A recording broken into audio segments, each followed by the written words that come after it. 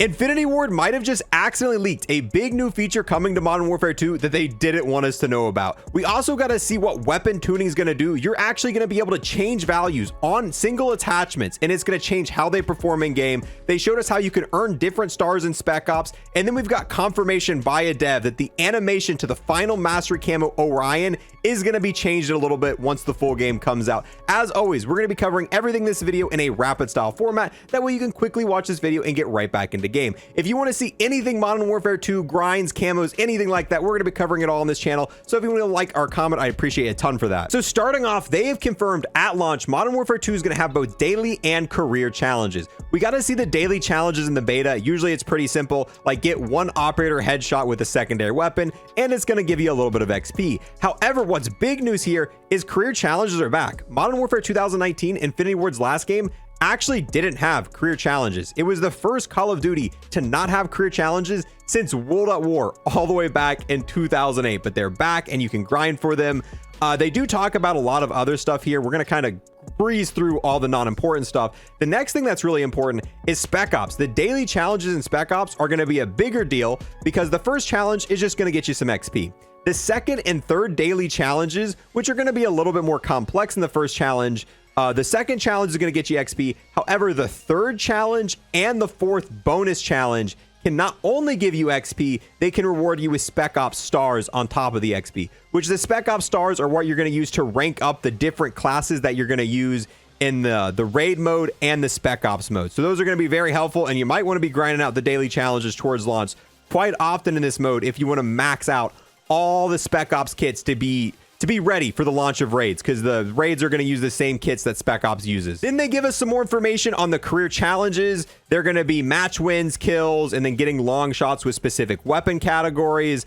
In multiplayer, career challenges may have several milestone steps, which award XP. May also grant calling cards. If you want, you can even continue pushing to fully complete a career challenge, which offers additional XP and a calling card. In Spec Ops, career challenges split into career star unlocks and intel collection, give a variety of special rewards like redacted. And I think this is the special charm that we talked about a little bit ago. They don't talk anywhere about a 100%er calling card, you know, something you get for completing all of them.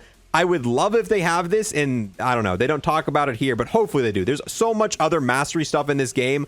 I have a feeling that we might be seeing a calling card you get for completing all of the calling cards. The next thing they talked about was the weapon platforms and how they work. We already talked about this a bunch in the beta, and they didn't give us any new information, so we're going to go over it super quickly. When the game launches, you can start using the M4. You use the M4 to unlock other attachments and other weapons. Once you get the M4 to level 19, you unlock the Icarus. Once you get the Icarus to level 14, you unlock the M16. Same thing. Once the M4 hits level 14, you get the Recon. Once the Recon gets to level 17, you unlock the Hurricane. And this is how you're going to unlock most of the weapons in Modern Warfare 2. But moving on to the more important thing, weapon tuning, advanced gunsmith customization. And yeah, this is going to be the actual menu in game. As you can see, you've got different sliders here. So under barrel tuning, you can tune two different things about it.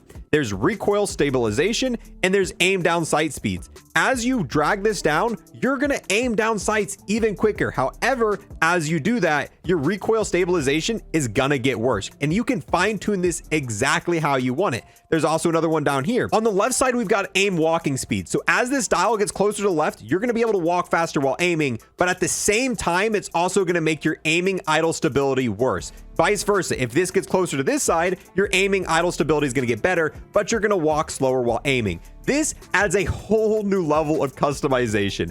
I think you can have 6 attachments per weapon. Imagine having 6 attachments on a weapon and you've tuned all of them. The possibilities are endless. This is going to absolutely take different customization to an absolute insane level. And this might be crazy in the DMZ mode. I love to see stuff like this. Hopefully it's not useless. I know sometimes when they add stuff like this, it doesn't make a huge difference. Hopefully this actually does a lot and you can really fine tune your weapons to be perfect for you individually. Now, to unlock this feature, what you have to do is have a gunsmithable weapon. Obviously, once you get it max rank, any attachment that has a tune option, it will unlock the option option for you to be able to tune it. So all you got to do is max out the weapon, and then you're going to unlock this. Then next, they tell us about the unlock tree for special ops and raids, and there's so much more going on with this than Modern Warfare 2019. I really do feel like Infinity Ward's trying to make a mode that competes with zombies. So they've got their own spec ops with all these different, you know, crazy unlocks, all this stuff, and then they got raids to go on top of it, and then Treyarch has zombies, and it's kind of back and forth with the two, because I can see myself replaying this a lot more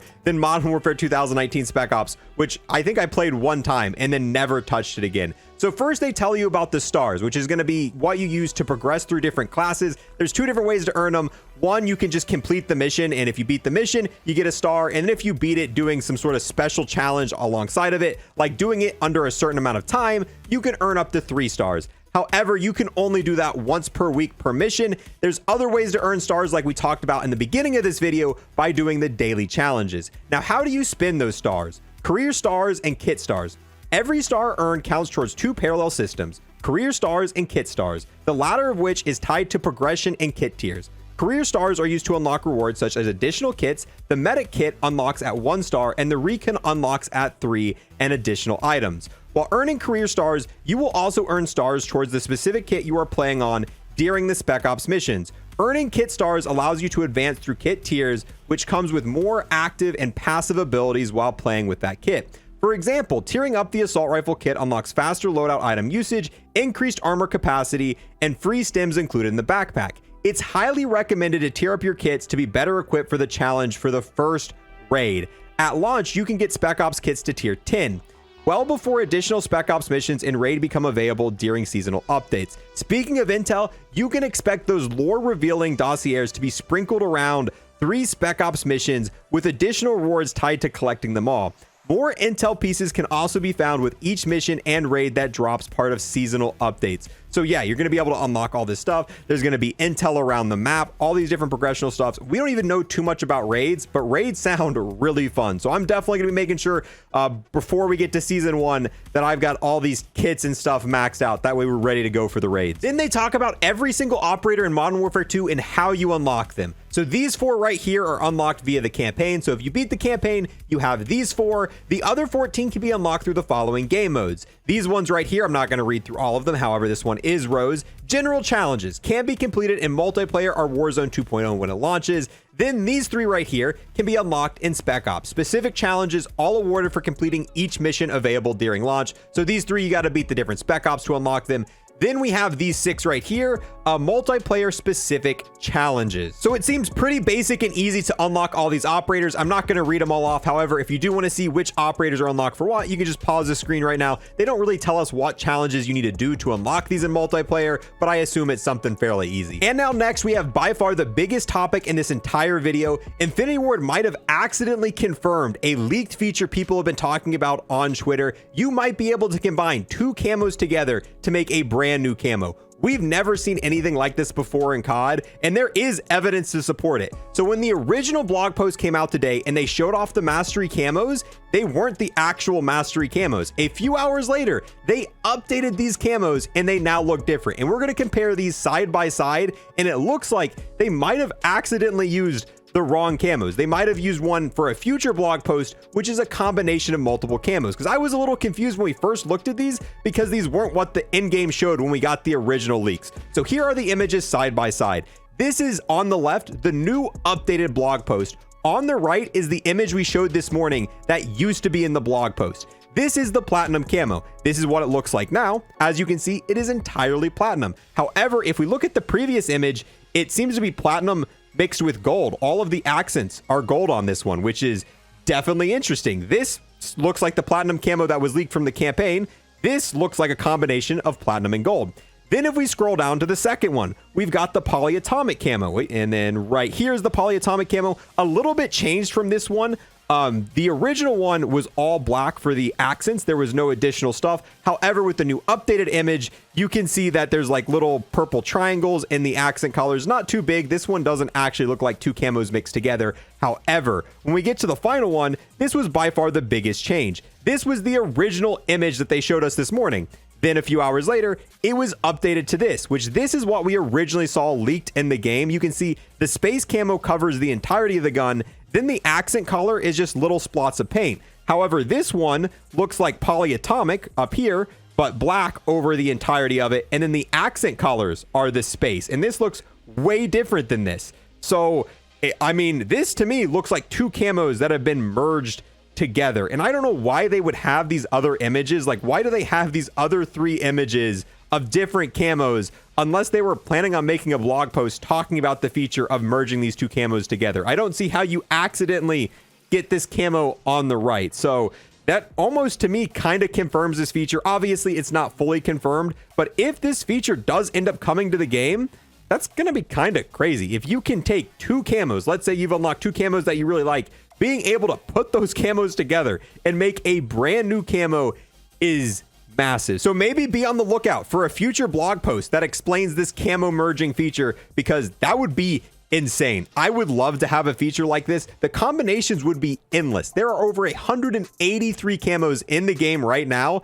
That is a lot of different combinations. Not only will you be able to tune your weapon to work exactly like you want it, you'll be able to customize your weapon to look exactly like you want it. And now for our final topic in this video, we have a confirmed update for the last Mastery Camo in Modern Warfare 2, the Orion Camo. This is it right here. It's the Space Camo. There's leaked images of people using this in-game. The camo's actually animated, but it just doesn't move that quickly. And one of the biggest complaints is that most people couldn't even notice that it was animated. However, there is a confirmed update for this. Hunter TV asked on Twitter, "I speak for the entire COD community when I say the Mastery Camos are amazing, but that Space Camo needs to move faster." Then Joel, which is the art director for Infinity Ward, increase speed a little bit so it's more noticeable. Not sure if the increase made the jump to light speed for day 1, but it's on the way as update rolled out. So what he's saying is they have increased the speed a little bit, maybe not a ton, but enough to make it a little bit more noticeable. We don't know if this is going to be part of the day 1 patch. Obviously, there's a lot of things they're trying to roll out with Modern Warfare 2,